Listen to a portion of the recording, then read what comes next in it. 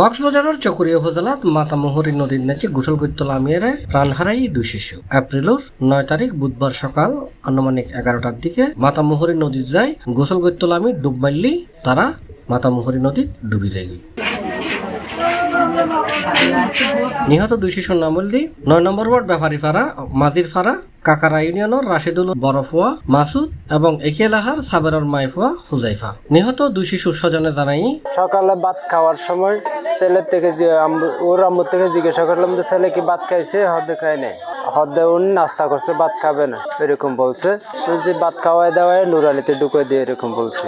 তখন বাচ্চা এখানে বাড়িতে আসে, আমি একজন সিএনজি চালক, সকালে সিএনজি নিয়ে বাইরে হওয়ার সময় ওদেরকে বলছি এরকম। তারপর আমি সিএনজি নিয়েতে চকরিয়া চলে গেছি। এখান থেকে আমার বন্ধু বান্ধব ফোন করতেছে যে তোমার একটা বাঘনি শুনতেছি মাতামুহুরী নদীতে পড়ছে, চকরিয়া জমজম হাসপাতালে নিয়ে গেছে। ডাক্তার বলতেছে যে সরকারি হাসপাতালে ট্রান্সফার করে দিয়েছি, তাছাড়া ও আমাকে বলে দিয়েছে মারা গেছে এরকম বলছে আর কি। তো এর পরবর্তী তখন আমার ছেলের কথা আমি জানিনি, চলে আসতেছি বাঘনি বাড়িতে আনে ফেলছে এরকম শুনছি আর কি। 5-7 থেকে আসার পর আবার আমার বন্ধু ফোন করতেছে, মানুষের কাছ থেকে শুনছি তোর বাচ্চা বলে একটা পাইয়ে গেছে। তখন আমি গাড়ি চালার মধ্যে আছি, গাড়ি কোনো ধরনের নিয়ন্ত্রণ করছি, 5-7 টাকার মধ্যে হতভঙ্গ হয়ে গেছি। যে ছেলে মারা গেছে উনি হচ্ছে আমার বড় ছেলে মোহাম্মদ মাসুদ, উনি হচ্ছে আমার বাগনিয়া 2 নম্বর বাগনি। ছেলেটার বয়স হচ্ছে 5 বছর 3 মাস, ওনার বয়স হয়েছে মনে হয় 4 বছর আর কি।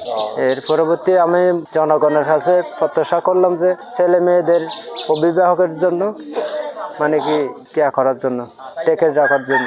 যেটা ভাতিজা তার ফুফির বাসা গিয়েছে, ওখানে তারা ভাই বোন দুনো বোনে ঘুরতে গিয়েছে।